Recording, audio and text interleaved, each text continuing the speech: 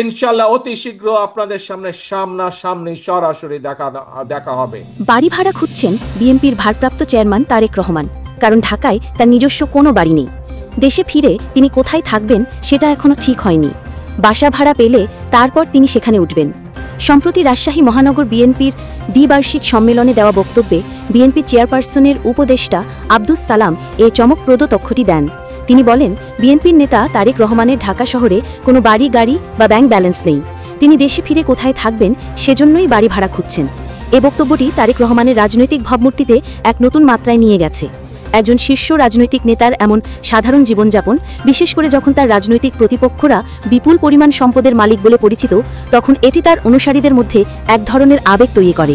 এটি প্রমাণ করে যে তিনি অন্য রাজনীতিবিদদের মতো সম্পদ লোভী নন, বরং তার বাবা জিয়াউর রহমানের মতোই দেশ ও জনগণের সেবায় নিজেকে নিয়োজিত রাখতে চান।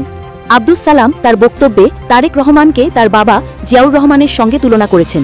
তিনি বলেন, জিয়াউর রহমান যেমন তলাবিহীন ঝুড়ি থেকে দেশকে উদ্ধার করে বিদেশে চাল রপ্তানি করেছিলেন, তেমনি তারেক রহমান ক্ষমতায় এলে 1 মাসের মধ্যে দেশের পরিবর্তন করবেন।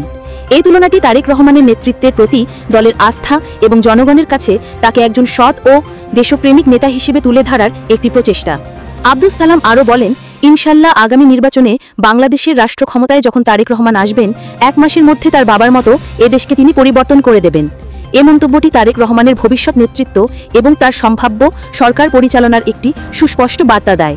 গত বছরের 5ই আগস্ট আওয়ামী লীগ সরকারের পতনের পর দেশের পরিস্থিতি যখন অগ্নিগর্ভ ছিল, তখন তারেক রহমানের একটি নির্দেশনা দেশজুড়ে সহিংসতা এড়াতে সাহায্য করেছিল বলে আব্দুস সালাম দাবি করেন।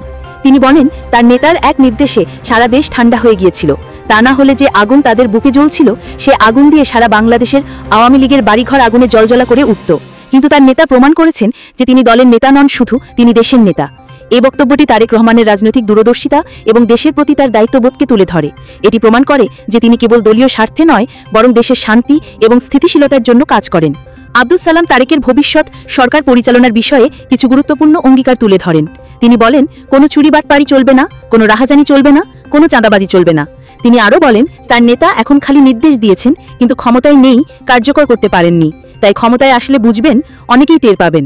এখনও অনেকে টের পাচ্ছেন না, কারণ তিনি দেশকে ভালোবাসেন। এই কথাগুলো তারেক রহমানের ভবিষ্যৎ সরকারের প্রতি একটি পরিষ্কার চিত্র তুলে ধরে। তার সরকার দুর্নীতি, রাহাজানি এবং চাঁদাবাজির বিরুদ্ধে কঠোর অবস্থান নেবে বলে তিনি ইঙ্গিত দেন। এটি জনগণের কাছে একটি বড় আশা, যারা দীর্ঘদিন ধরে দুর্নীতি ও অব্যবস্থাপনার শিকার।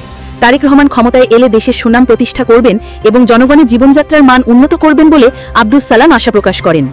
তারেক রহমানের ঢাকায় বাড়ি নেই, তাই তিনি বাড়ি ভাড়া খুঁজছেন।